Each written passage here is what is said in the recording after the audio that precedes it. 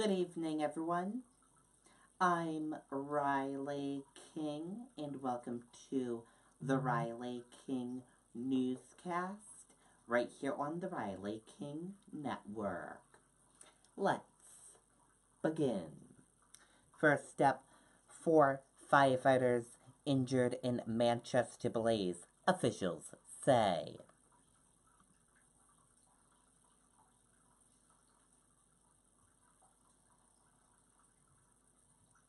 Let's take a listen to the video from WMUR News 9, Tim Callery.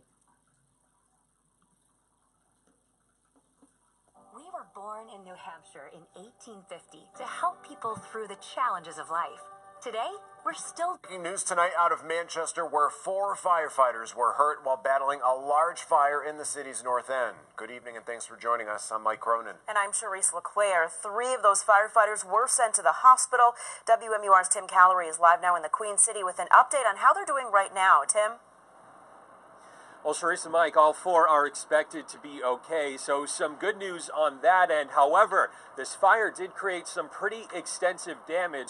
Now, this is video of the scene that was taken earlier. The fire happened right around 1 o'clock this afternoon in a single-family home over on 7th Avenue. The ordeal actually had to create a mayday because during the time of this fire, those firefighters were inside the home just doing a search of the property when a flashover occurred. Luckily, no one was inside the home at the time, but those firefighters received some injuries. Officials say that the 3 that were taken to the hospital were brought to the Elliott, where they were treated for burns and lacerations. We just pulled them out. They were just they were on the second floor. They all came tumbling down the stairs, and we had other guys. We had a rec team here, and we just pulled them all out. Pretty much the building, when they flashed over, blew all the windows out of the house, and it was a tense moment for us. Some intense moments indeed for the fire department, but an overall sad situation for this family. The district fire chief says the home received about $150,000 in damages. He said the house inside was essentially gutted. Now, the cause of this fire is still under investigation. Reporting live here in Manchester, I'm Tim Callery, WMUR News 9. Okay, and there you go on that video and that report.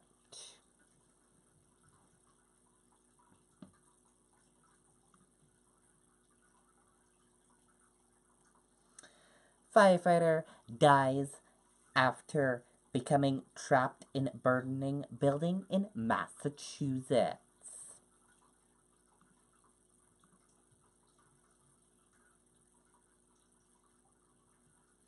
Let's take a listen to the video from WCVB Boston.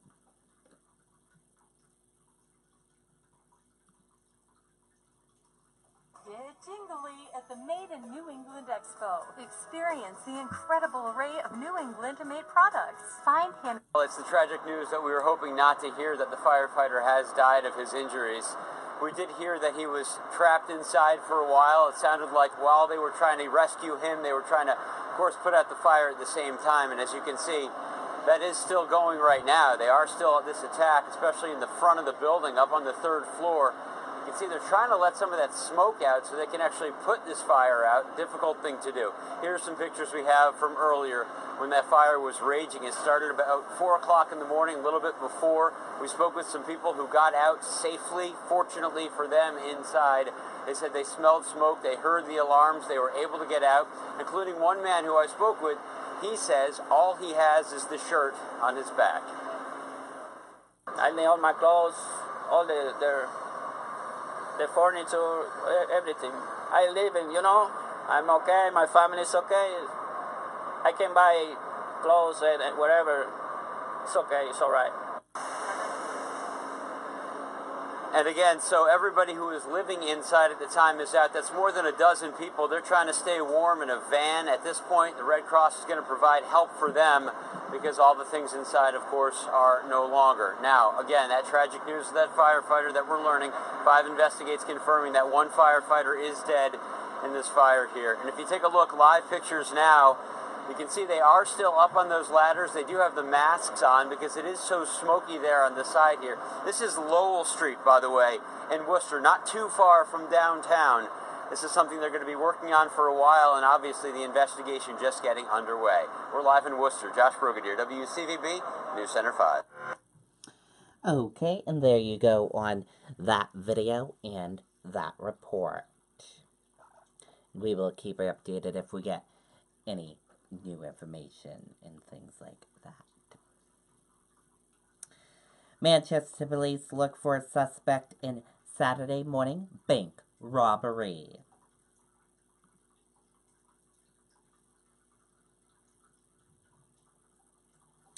Let's take a listen to the video from WMUR News 9, Jess Moran.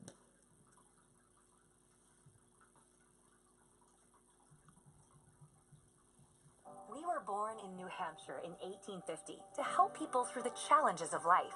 You've known us as Child and Family Services, but going forward, you'll know us by a different name. Today, we are Waypoint, providing help along the way. Right now, police in Manchester are looking for a man who they say robbed Citizens Bank this morning, and police have released that suspect's description. WMUR's Jessica Moran is live in Manchester now with more on who they're looking for. Jessica? Mike, Manchester police say a man entered this Citizens Bank on Elm Street around 10:30 this morning, and police have released an image of the man that they are looking for, a surveillance picture. They say he passed a note indicating he had a weapon and ran from the bank with an undetermined amount of money. Authorities describe him as an older white male wearing a tan jacket over a green hooded sweatshirt and a black knit hat. Anyone with information is asked to contact the Manchester Police Department. In Manchester, Jessica Moran, WMUR News 9. Okay, and there you go on that video and that report.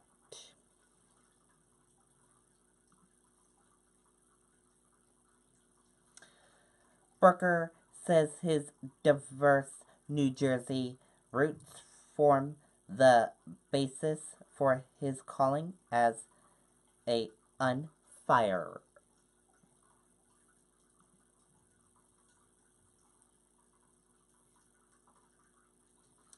New Jersey Senator Cory Booker hasn't decided yet if he's going to run for president, but says his roots in both a well-to-do Garden State suburban community and an inner city ward of Newark form the basis for his calling as an unfiery. And we will have to wait and see if he makes an announcement if he will run for president in 2020. We will have to keep our eyes out. White House Chief of Staff John Kelly will leave role by the end of year, Trump says.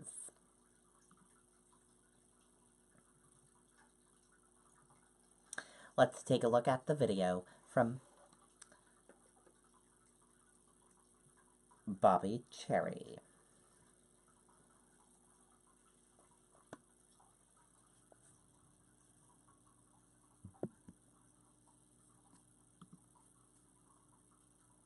We were born in New Hampshire in 1850 to help people through the challenges of life. You've known us as Child and Family Services, but going forward, you'll know us by a different name. Today, we are Waypoint, providing help along the way. John Kelly will be leaving, but I don't know if I can say retiring, but he's a great guy. John Kelly will be leaving at the end of the year. We'll be announcing who will be taking John's place. It might be on an interim basis. I'll be announcing that over the next day or two, but John will be leaving at the end of the year. He's been with me almost 2 years now, as you know, between the two positions. So we're probably going to see him in a little while. But John Kelly, ready? Are you ready? So John Kelly will be leaving toward the end of the year, at the end of the year. And I appreciate his service very much. Okay, and there you go on that video. And we will have our eyes out this week if Donald Trump does make an announcement who will replace him or if there'll be an interim person that will take the place until they find a permanent person. Newport and state police investigate shooting.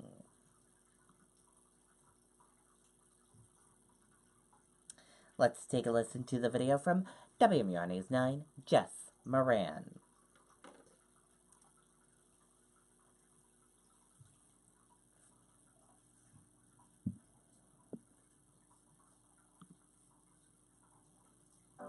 Born in New Hampshire in 1850 to help people through the challenges of life. You've known us as Child and Family Services, but going forward, you'll know us by a different name. Today, we are Waypoint, providing help along the way. Well, Cherise, Newport Police and New Hampshire State Police will only say they're investigating an incident between two vehicles and more than two people on Oak Street in Newport. New Hampshire State Police say just after 2 this afternoon, an incident involving two vehicles occurred, and after that, one person was shot. That individual was flown to Dartmouth-Hitchcock Medical Center. Authorities believe this was an isolated incident, and the Sullivan County attorney says the shooter is not currently in custody, but did not feel the need for the public to be concerned. We're investigating the circumstances of this event. It'd be unfair to characterize anybody as a suspect. We're investigating the circumstances of the event. These types of things aren't common to the town of Newport. This appears to be, an isolated incident, and but it's a very, as you can imagine, active and ongoing investigation between Newport Police Department and the New Hampshire State Police. Officials expect to have more information for the public within the next 24 hours. They are asking if you have any information regarding this incident to contact New Hampshire State Police or Newport Police. In Newport, Jessica Moran, WMUR News 9. Okay, and there you go on that video and that report.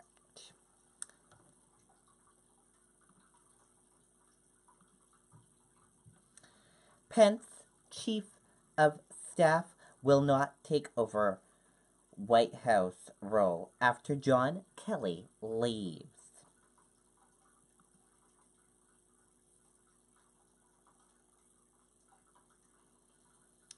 Nick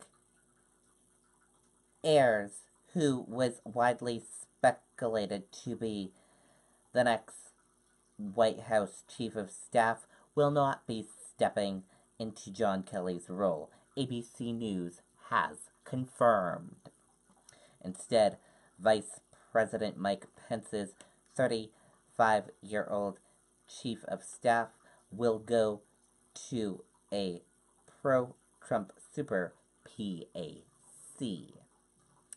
And that does it for the Riley King Newscast right here on the Riley King Network. I hope you all have a great rest of your Sunday night, and I'll see you back here tomorrow for another newscast. And I'll have a news report coming up in a little bit. Good night, everyone. Bye.